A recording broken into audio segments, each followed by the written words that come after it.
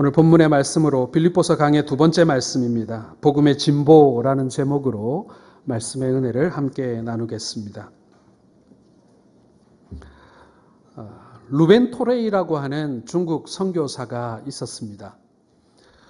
중국을 들어가기 어려웠던 시절에 힘들게 내지까지 들어가서 복음을 전했던 선교사인데, 그러나 불행하게도 중국 선교 사역을 감당한 지 얼마 되지 않아 1945년에 트럭을 타고 선교를 하러 가다가 큰 교통사고를 당하게 됩니다. 그때는 중국이 지금보다 훨씬 더 열악한 상황이었기 때문에 제대로 된 치료도 받지 못하고 결국에는 오른팔을 절단하게 되는 그런 중상을 입게 됩니다. 토레이 목사는 젊은 나이에 팔을 잃게 된 이 상황을 원망하지 않고 도리어 하나님 지금까지 두 팔 잘 사용해 주시다가 한 팔 가져가시면서 하나 남겨주시니 감사합니다. 이렇게 자신의 상황을 받아들이며 믿음으로 감당해야만 했습니다. 다치기도 했고, 그리고 또 새로운 사역을 위해서 그때 이제 중국이 공산화되고 더 이상 사역을 할 수 없게 되자 미국으로 다시 돌아가게 됐는데, 그러다 1952년에 중국에서 사역하지 못하면 이제 한국에서라도 사역을 해야 되겠다라고 생각하고 한국으로 선교사로 파송되게 됩니다. 자, 그런데 한국에 와보니 전쟁이 끝난 이후에 한국의 상황이 정말 처참했습니다. 군인들뿐만 아니라 민간인들조차도 이 전쟁으로 인하여 팔과 다리를 잃은 장애인들이 너무나 많았던 것입니다. 그 순간 이 토레이 목사는 자신이 중국에서 팔을 하나 잃은 것이 어떠한 의미인지 지금껏 몰랐는데 한국에 와서야 비로소 그 의미를 깨닫게 된 것입니다.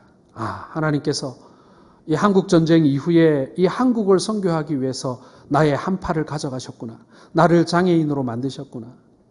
그렇게 깨닫게 되었다고 합니다.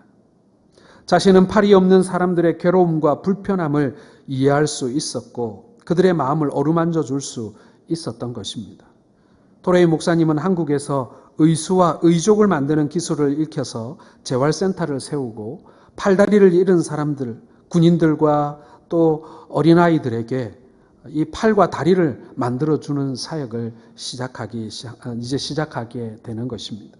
그때는 우리나라에 의수와 의족을 만드는 기술 자체가 존재하지 않았던 시절이에요. 그리고 설령 그런 기술이 있었다 하더라도 가난한 사람들이, 전쟁 직후에 가난한 사람들이 그것을 이렇게 만들어 사용한다는 것은 정말 어려웠던 시절입니다. 사랑하는 성도 여러분, 모든 고난에는 의미가 있습니다. 모든 고통에는 의미가 있습니다. 그것을 하나님께서 어떻게 사용하실런지 사실 우리는 짐작하기조차도 어렵습니다. 한참 지나고 나서야 우리가 그 의미를 깨닫기 시작하게 되는 것이죠. 인생의 모든 사건은 긴 연극의 한 막에 불과한 것입니다. 작가는 하나님이십니다. 그리고 그 작품의 주인공은 바로 우리들이에요. 이야기는 작가의 손에 달려 있습니다. 흥미롭고 재미있는 이야기일수록 주인공은 공격도 당하고요. 그리고 주인공이 넘어야 할 산도 많습니다. 승리를 향해 가는 과정에서 당하는 어려운 순간들의 이야기, 이것은요, 이야기의 전부가 아니에요. 일부일 뿐이라는 것입니다. 우리가 대장금 같은 드라마 보게 되면 장금이가 어려움을 많이 당하다가 나중에 정말 대단한 인물이 되지 않습니까? 우리가 그 과정을 보면서 우리가 위로받고 희망을 발견하고 그러기도 합니다. 이야기는 전체를 봐야지 한 부분만 보아서는 안 되는 것입니다. 하나님께서 만들어주신 우리의 인생도요, 한 부분만 보아서는 안 되는 것입니다. 전부를 봐야죠. 그렇게 되면 왜라는 질문 대신에 우리가 그리스도 예수 안에서 여유롭고 그리고 복된 마음을 품게 되는 것입니다. 우리 그리스도인들은 예수 안에서 절망이 아닌 것입니다. 전체적인 맥락, 하나님께서 우리에게 베푸시는 그 역사의 히스토리를 우리가 전체를 봐야 한다는 것이죠. 오늘 사도 바울은 자신이 당하고 있는 한 사건을 설명하고 있습니다.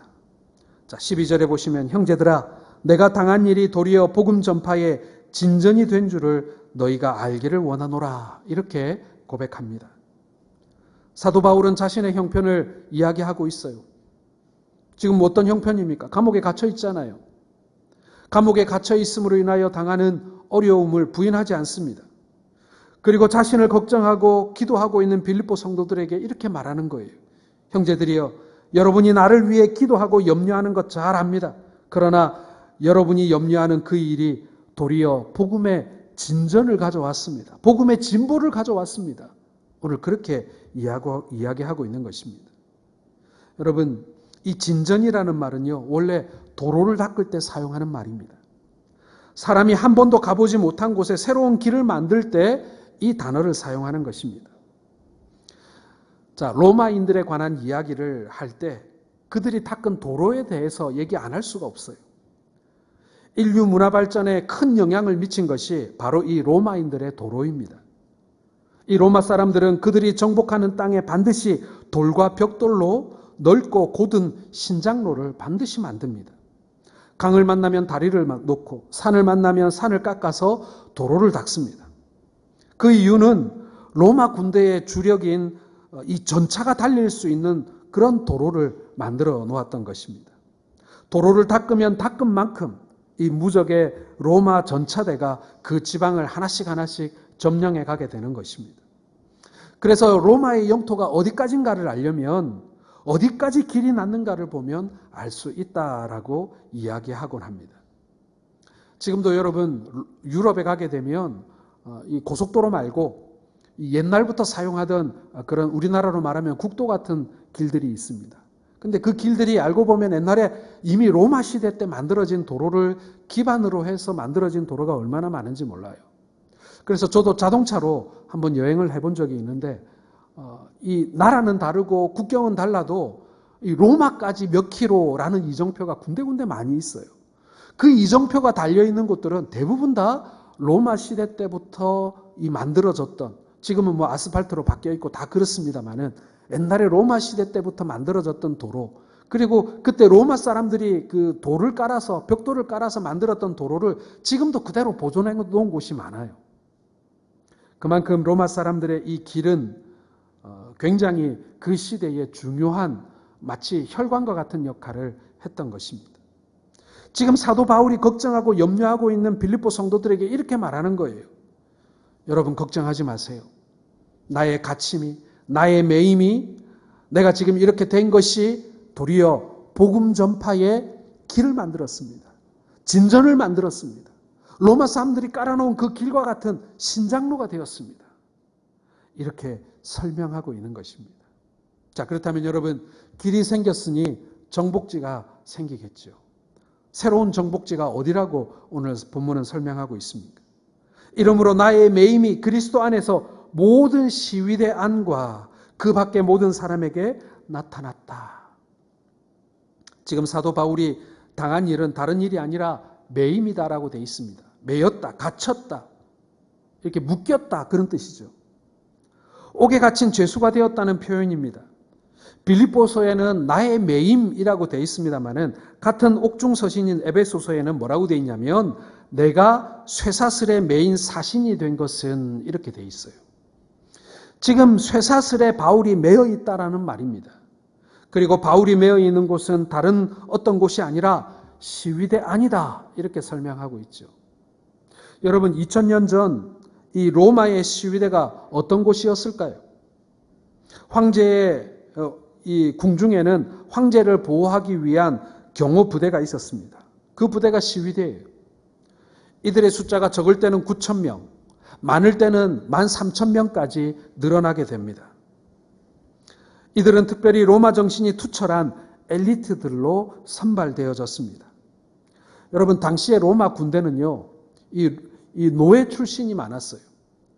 농민 출신들도 있었고요. 그리고 로마의 속국이 된, 식민지가 된 나라의 귀족이나 또 그런 이방인들이 아주 많이 섞여져 있었습니다. 그 당시에 어떻게 보면 사회적 지위를 이렇게 끌어올릴 수 있는, 출세할 수 있는 길이 군대에 들어가는 길밖에 없었거든요. 그래서 많은 여러 종족들이 막 이 로마 군대 안에는 막 짬뽕으로 막 섞이게 되어집니다. 자, 그런데 여러분, 군대는 그랬지만 이 시위대는 그렇지 않았어요. 시위대는 그렇게 자기가 들어가고 싶다고 아무나 들어갈 수 있는 기회가 주어지는 곳이 아니었습니다. 시위대의 군인들은 로마에서 뽑고 또 뽑은 소수의 귀족들만이 들어갈 수 있었습니다. 황제의 가장 측근에서 황제를 경호해야 했기 때문에 혈통과 가문을 따져서 이렇게 뽑았던 것이죠. 심사를 해서 결격 사유가 있다든지, 집안에 이방인의 피가 섞였다든지, 반역자가 나온 집안이라든지 이런 집안 출신들은 이 시위대에 들어갈 수가 없었던 것입니다. 그리고 시위대에 들어가서도 일정 수준 이상의 학문을 공부해야만 했습니다. 그들은 황제 숭배 사상과 그리스 로마의 철학으로 가득 차 있던 그런 사람들이었던 거예요. 로마의 황제는 세계를 다스리는 왕이었고, 그리고 그 시위대는 황제의 위엄을 상징하는 가장 강력한 군대였습니다. 이방 종교나 이방 사상 같은 것들은 하찮게 여겼던 자신만만한 군대였던 것이죠. 로마 정신으로 잘 축조된 성과 같은 부대였던 것입니다. 로마 말기에 이제 왕권이 흔들리고 이 황제가 자주 바뀌던 그런 시기가 있었습니다. 그때도 결정적으로 황제를 세우고 섭정을 하고 폐위시키고 또 그들 자신이 또 군인이 또 황제가 되는 일이 반복되게 되는데, 그때 가장 강력한 권력을 가지고 황제를 세웠다 내렸다, 마음에 안 들면 죽여버리고 막 이랬던 집단이 바로 시위대였습니다. 이 시위대가 이방 종교에 귀를 기울였겠습니까? 로마인들이 십자가에 달린 죄수를 믿는 종교라고 손가락질하던 그런 기독교를 받아들였겠습니까? 아무도 그 시위대에 접근할 엄두도 내지 못했고, 그들에게 복음 전할 엄두는 더더군다나 내지 못했습니다. 당시 시위대가 수행했던 임무는 크게 두 가지인데, 당연하게 황제를 호위하는 임무가 가장 중요한 임무였고, 그리고 또 하나가 외국에서 잡혀온 왕족이나 포로들이나 신분이 높은 사람들을 관리하는 일이 바로 이 시위대가 했던 일입니다. 사도 바울은 그 시위대 감옥에 잡혀와서 그들의 감시와 또 보호를 받으면서 재판을 받았던 것입니다. 그런데 그 시위대에 갇혀 있는 것이 이제까지 한 번도 복음이 들어가 보지 못한 곳에 복음을 증거할 수 있는 길이 열리는, 길이 놓이게 되는 그런 기회가 됐다라는 것입니다. 여러분, 어떻게 그렇게 되었겠습니까? 어떻게 그런 어려운 기회가 바울에게 주어졌다는 말입니까? 그것은 바울이 죄인 되었기 때문에 그런 것입니다.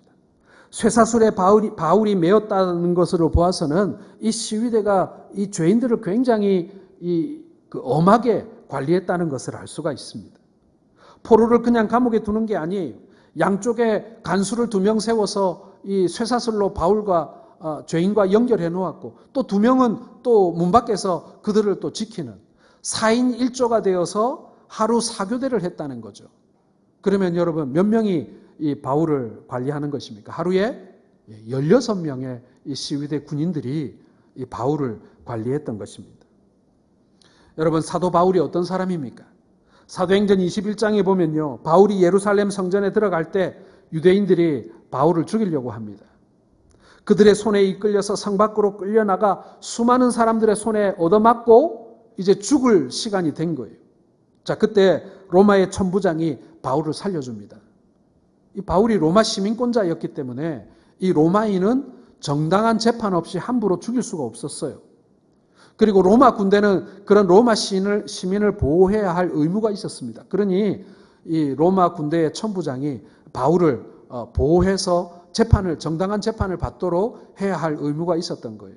그래서 군인들이 이 바울을 보호해서 이제 성 안으로 들어가려고 합니다. 그러면은 그냥 천부장 뒤따라서 조용히 들어가면 되잖아요. 죽을 뻔하다가 살아났는데. 그런데 바울이 천부장에게 요청을 합니다. 잠시만 나에게 좀 시간을 달라고. 내가 이 사람들한테 할 말이 좀 있다고. 자기를 죽이려고 했던 이 유대인들에게 바울 사도는 히브리어로 전도 설교를 하기 시작합니다. 부형들아, 나는 이런 사람이었다. 너희가 알다시피 나는 예수를 핍박하는 사람이었다. 그러나 예수를 만난 이후에 내 삶은 이렇게 바뀌었다. 이렇게 자기 간증을 하면서 이 십자가를 전하고 그리스도를 전하고 부활을 이야기하기 시작합니다. 죽음의 문턱까지 갔다 온 사람이에요. 복날 개 맞듯이 맞아서 죽을 뻔했던 사람이 지금 사람들 앞에 서서 다시 복음을 전하는 것입니다. 자, 그랬던 바울인데 하루에 16명의 간수들과 이 시위대 군인들과 묶여 있는데 바울의 입이 가만히 있었겠습니까? 이 사람의 뜨거운 열정이 그를 가만히 있게 만들었겠습니까? 이 죄인이 조용히 있으면 좋은데 계속 쓸데없는 소리 하니까 처음에는 시위대 군사들도 듣기 싫다고 쥐어박았겠죠. 쥐어박고 때리고 모욕해도 또 얘기하고 또 얘기하고 또 얘기하고. 그리고 시위대가 공부를 많이 했기 때문에요. 이 시위대 군인들 중에는 이 로마 철학, 그리스 철학을 많이 익혔기 때문에 아마 이 바울과 논쟁도 했겠죠. 그런데 바울을 이길 수 없었던 거예요. 바울이 전하는 복음을 막을 수 없었던 거예요. 얼마나 열심히 복음을 전했겠습니까? 듣고 싶지 않아도 들을 수밖에 없었어요. 그런데 여러분 놀라운 사실은요. 복음 자체가 능력이라는 거예요. 사람의 심령을 파고 들어가는 능력이 있습니다. 복음에는 그런 능력이 있는 것입니다. 사랑하는 성도 여러분, 저 사람에게 어떻게 전도할까 고민해 보셨죠? 내 주변에 있는 가족이나 친구들에게 복음 전하려고 할 때 고민 많이 해보셨겠죠? 여러분, 여러분들의 유창한 말이나 요령을 의지하지 마시기 바랍니다. 바울 사도가 지금 시위대 군사들에게 복음 전할 때 전도용품이 있었겠습니까? 고무장갑이라도 하나 주고 수세미라도 하나 나눠주고 근무할 때 쓰라고 말이죠. 뭐라도 하나 나눠주고 이래야 이 복음이 먹혀들 것 같지 않습니까? 그런데 죄인인 바울의 손에 뭐가 있었겠어요? 아무것도 없습니다. 맨입에 복음만 전합니다. 그런데 변화되더라는 거예요.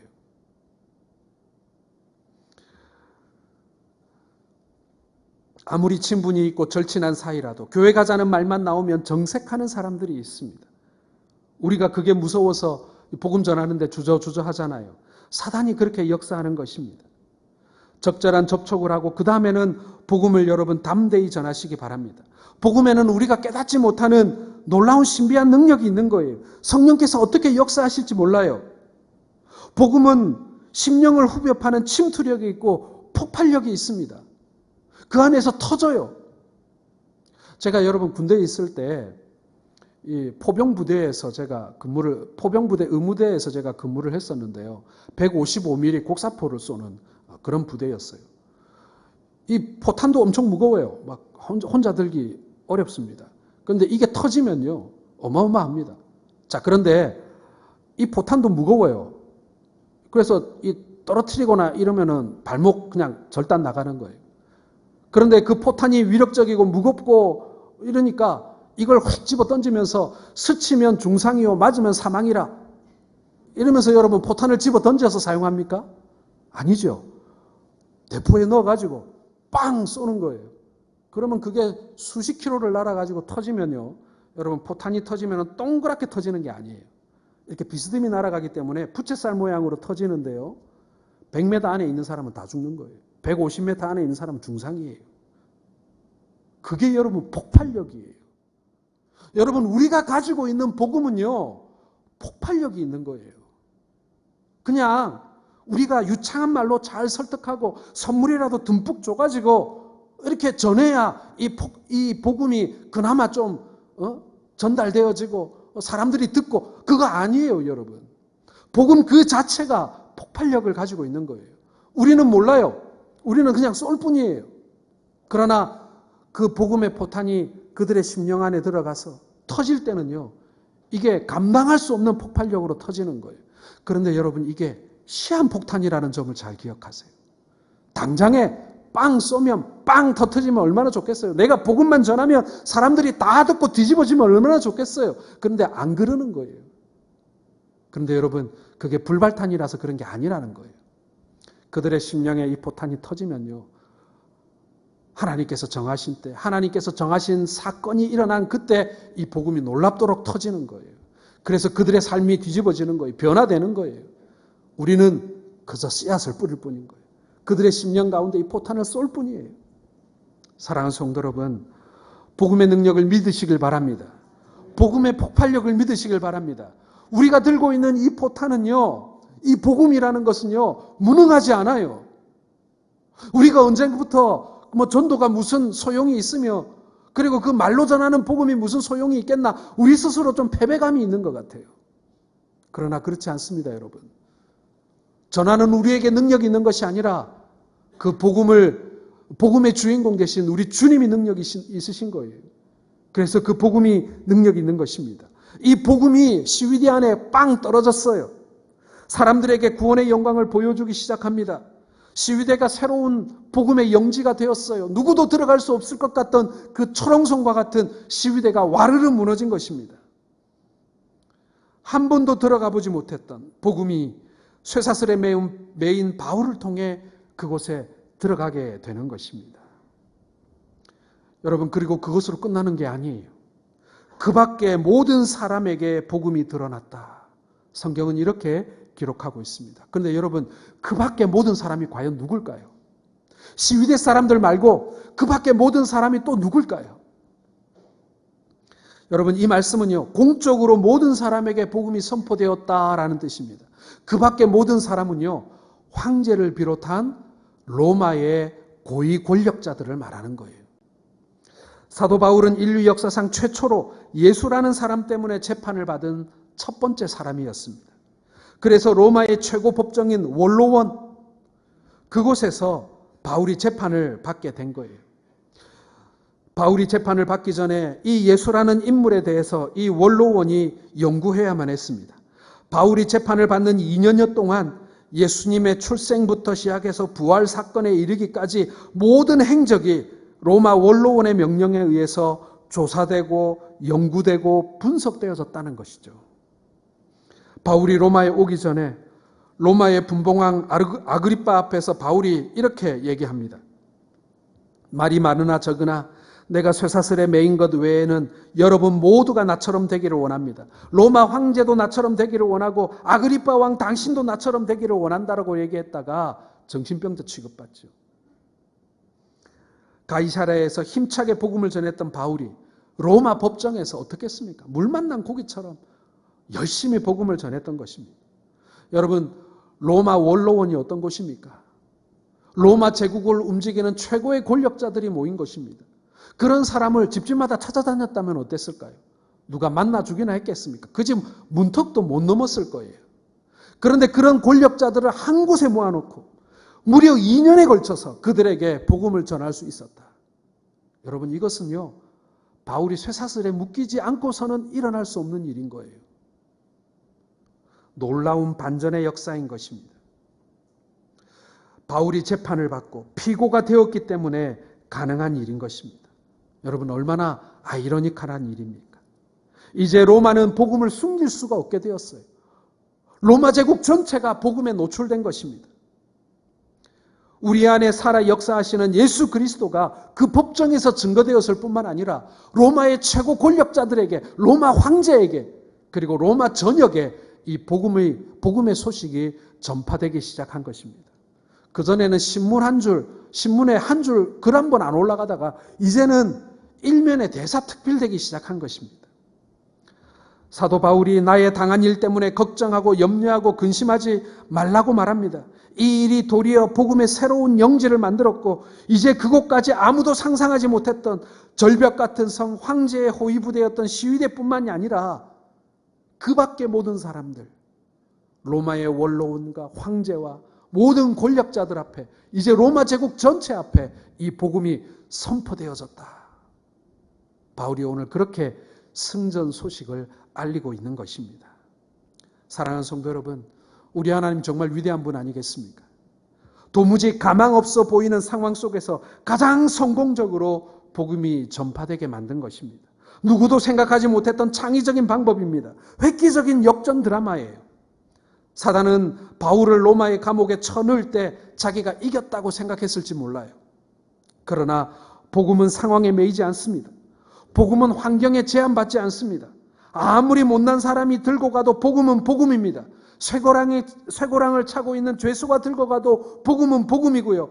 병들어 죽어가는 사람이 들고 가도 복음은 복음인 줄 믿으시길 바랍니다.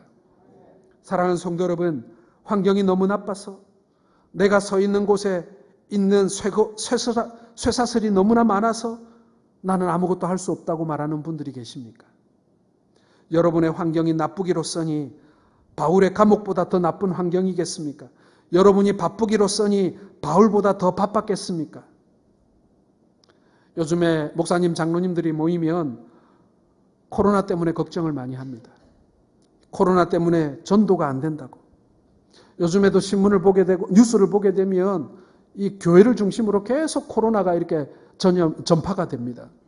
요즘에 믿지 않는 사람들이 교회 욕을 얼마나 하는지 몰라요. 한국에 교회가 들어온 이후 100년 동안 먹었던 욕보다 요즘에 그 욕을 더 많이 먹는 것 같아요. 정말 전도가 안 될 것 같아요. 이 코로나가 지나가도 교회가 정말 위기에 처할 것 같아요. 우리를 신천지하고 똑같이 취급할 것 같습니다. 코로나 때문에 전도가 안 될 거다. 이제 안 된다.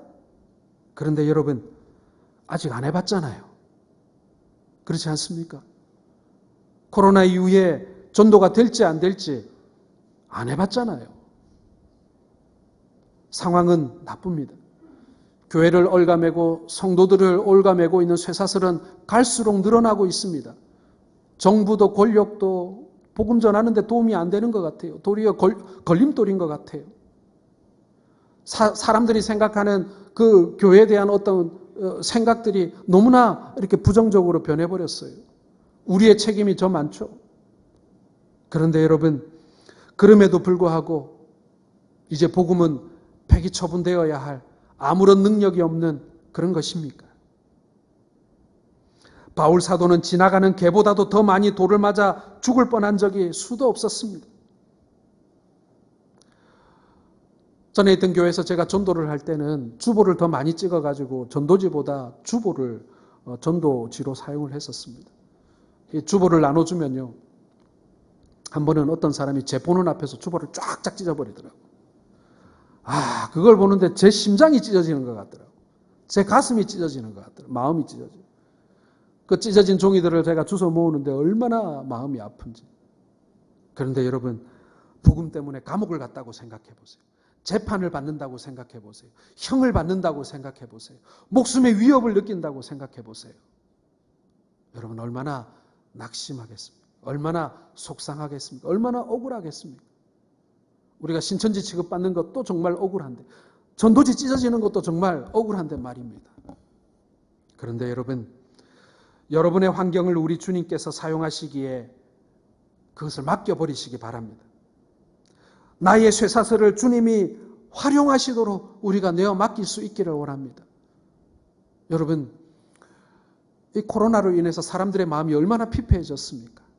얼마나 사람들의 마음이 연약해졌습니까? 불안합니까? 여러분, 이때가 복음이 필요한 때 아니겠어요? 그런 사람들에게 복음이 빛이 될 수 있지 않겠어요? 사랑하는 성도 여러분, 주님께서 우리의 삶 속에 어떤 방법으로 역사하실지 우리는 잘 몰라요. 왜요? 우리는 터뜨리는 사람이 아니니까요. 우리는 그저 쏠 뿐이에요. 그것을 터뜨리는 분은 누구예요? 우리 주님이세요. 우리가 복음을 전하고 우리가 씨앗을 뿌리는, 그것을 열매 맺게 하고 그것이 폭발력을 갖게 만드는 분은 바로 우리 주님이시라는 것입니다. 걱정하지 마세요. 전도할 때도 여러분 걱정하지 마세요. 거절당하면 기분 나쁘죠. 전도지 찢기면 기분 나쁘죠. 어떤 사람은 욕을 하고 지나가고 전도지 주면 확 팽개치고 지나가고 그럴 수 있어요.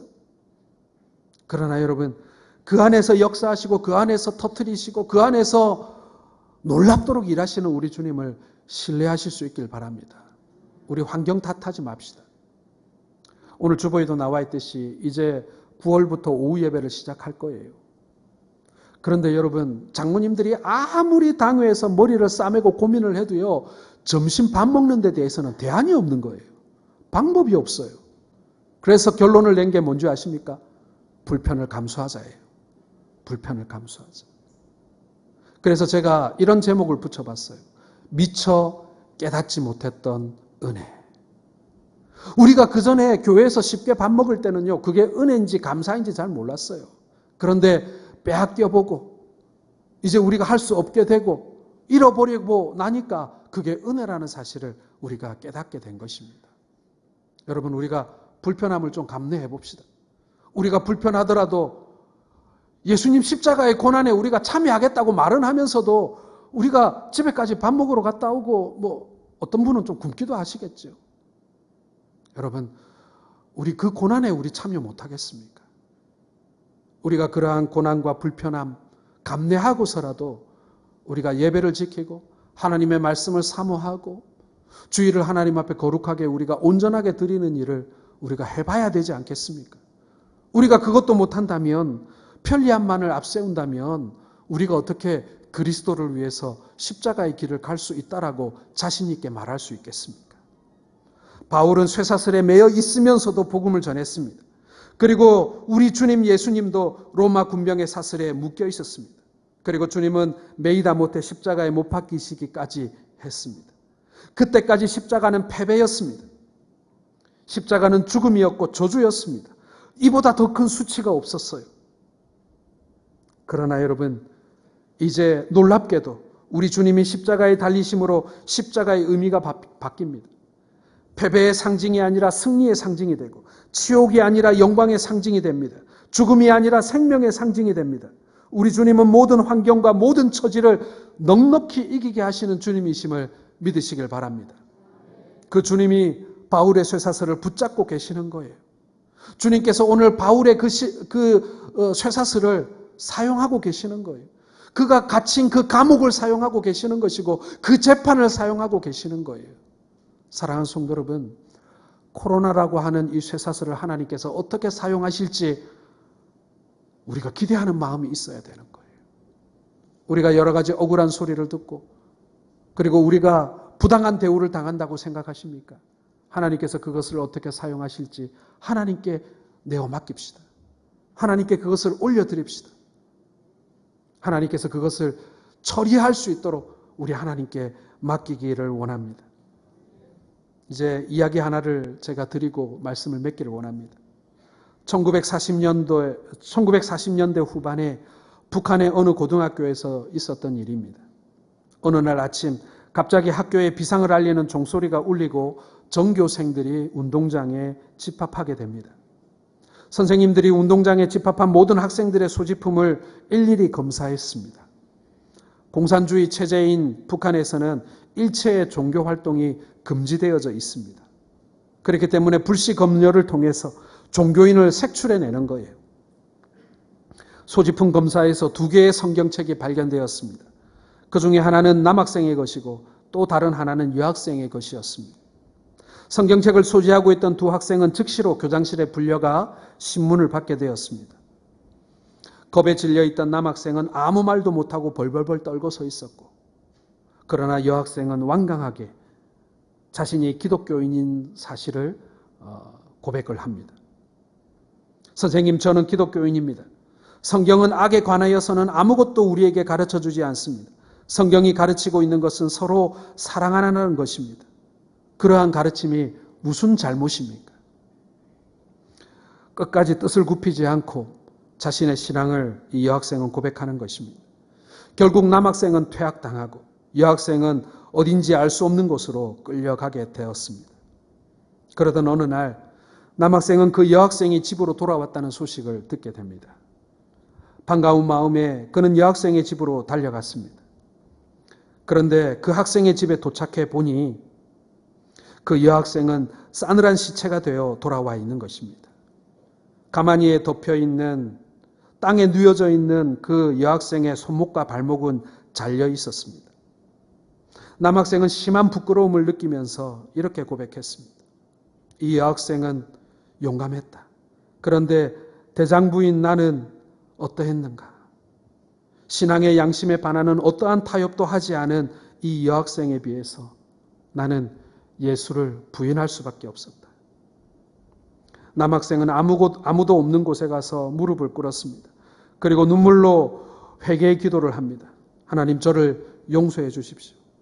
저 여학생이 가지고 있는 그 신앙의 용기를 저에게도 주십시오. 저도 저 여학생처럼 순교자의 삶을 살고 싶습니다.